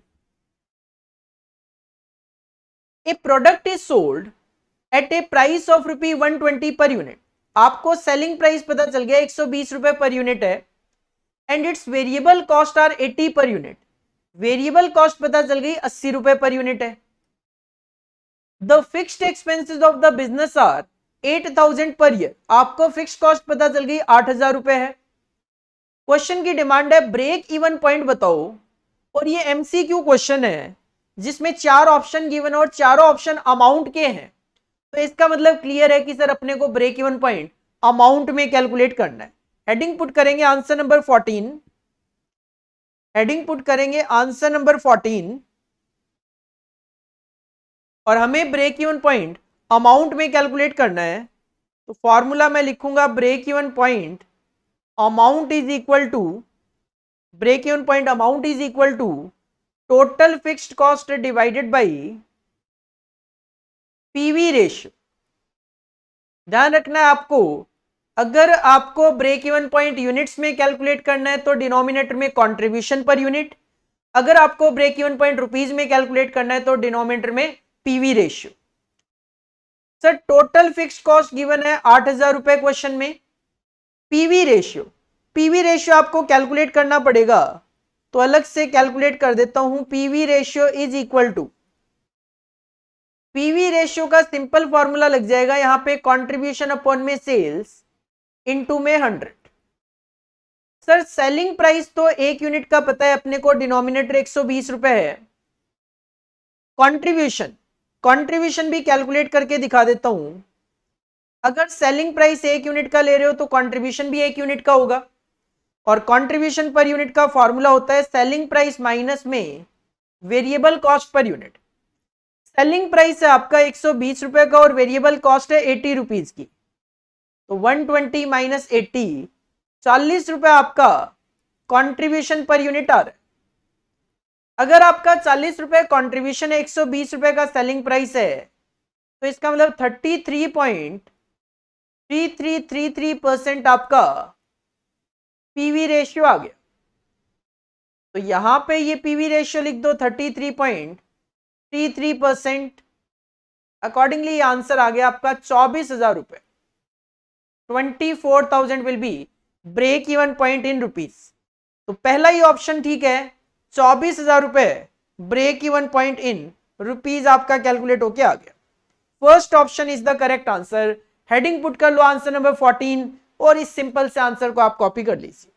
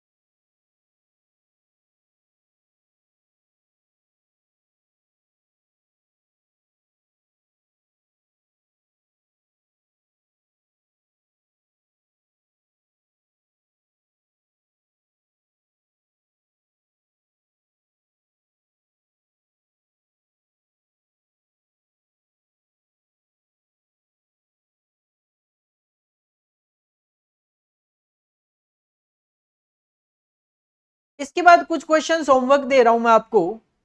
question number 15, question number 16, question number 17। Question number 15, question number 16 और क्वेश्चन नंबर 17, ये तीन क्वेश्चन आपके होमवर्क रहेंगे। हालांकि आप चाहो तो और आगे के क्वेश्चन भी होमवर्क में कर सकते हो, लेकिन फिलहाल मैं आपको ये तीन क्वेश्चन होमवर्क में दे रहा हूं। क्वेश्चन नंबर 15, क्वेश्चन नंबर 16 और क्वेश्चन नंबर 17, ये तीन क्वेश्चन आपके होमवर्क रहेंगे। और आज की क्लास हम यहीं पे ओवर करते हैं। आज की क्लास में हमारा क्या डिस्कशन रहा? सर आज की क्लास में हमने सबसे पहले सीवीपी एनालिसिस पे बात करी। सीवीपी एनालिसिस का मतलब होता है indicate the relation between cost, volume and profit. और सर सीवीपी एनालिसिस के लिए हम यहां पे ब्रेक इवन एनालिसिस यूज करते हैं। और ब्रेक इवन एनालिसिस क्या होता है सर? ब्रेक इवन पॉइंट का मतलब होता है no profit no loss. Break even point उस सेल्स लेवल को इंडिकेट करते हैं जहां पे एक ऑर्गेनाइजेशन को ना तो प्रॉफिट्स होते हैं ना ही लॉसेज होते हैं। मतलब total sales revenue will be equal to total cost. Total cost का मतलब है total variable cost plus total fixed cost. तो ब्रेक इवन पॉइंट की डेफिनेशन क्या होती है? It indicates the sales level at which total sales will be equal to total cost. Accordingly, there will be no profit or losses. Break-even point may be calculated in number of units. It may be calculated in rupee terms. अगर आप break-even point units में calculate कर रहे हो, formula है total fixed cost divided by contribution per unit. Contribution per unit को 4 तक फॉर्मूले हैं, उनको अप्लाई करके कैलकुलेट किया जा सकता है। जो आपको इजीली अप्लाई होते हुए क्वेश्चन में देखने को मिले वो आप अप्लाई कर सकते हो। पहला फॉर्मूला है contribution per unit is equal to selling price minus variable cost per unit. दूसरा फॉर्मूला है fixed cost per unit plus profit per unit. तीसरा फॉर्मूला आप अप्लाई कर सकते हो total contribution divided by number of units. और चौथा formula आप अप्लाई कर सकते हो change in profits divided by change in number of units. उस पे मैंने आपको कई क्वेश्चंस करवाए, जो भी वैरायटी बन सकती थी वो करवाई। उसके बाद हमने मूव ऑन किया ब्रेक इवन पॉइंट रुपी पे। Sir break even point rupee terms में अगर आपको कैलकुलेट करना है तो सिंपली डिनोमिनेटर चेंज कर दो। न्यूमरेटर सेम रहेगा, डिनोमिनेटर चेंज कर दो। Break even point rupee is equal to total fixed cost divided by PV ratio हो जाएगा। सर पीवी रेशियो क्या है? PV ratio is nothing, it is the profit volume ratio, also known as contribution margin ratio, also known as contribution to sale ratio. PV ratio indicate करता है कि sales का कितना percent हम contribution कमा रहे हैं। This is the PV ratio जिसको दो फॉर्मूले अप्लाई करके कैलकुलेट किया जाता है। पहला कंट्रीब्यूशन अपॉन में सेल्स इनटू 100। अगर आप कंट्रीब्यूशन पर यूनिट ले रहे हो तो सेलिंग प्राइस लेना है डिनोमिनेटर में, अगर आप कंट्रीब्यूशन टोटल ले रहे हो तो टोटल सेल्स लेनी है डिनोमिनेटर में। अगर हमारे पास दो पीरियड का डेटा गिवन हो या चेंजेस गिवन हो, इंक्रीज डिक्रीज गिवन हो क्वेश्चन में, तो आप पीवी रेशियो कैलकुलेट कर सकते हो। Change in profits divided by change in sales in amount multiply by 100। और उस पे भी मैंने आपको पीवी रेशियो पे 4 क्वेश्चन करवा दिए और ब्रेक इवन पॉइंट पे भी एक क्वेश्चन करवा दिया। 3 क्वेश्चन, क्वेश्चन नंबर 15, 16, 17 आपके होमवर्क रहेंगे, ये आप करके आओ। कोई डाउट होगा डिस्कस कर लेंगे, अदरवाइज हम नेक्स्ट क्लास में आगे कंटिन्यू करेंगे, क्वेश्चन नंबर 18 से कंटिन्यू करेंगे। चलिए मिलते हैं नेक्स्ट क्लास में। Thank you, bye bye.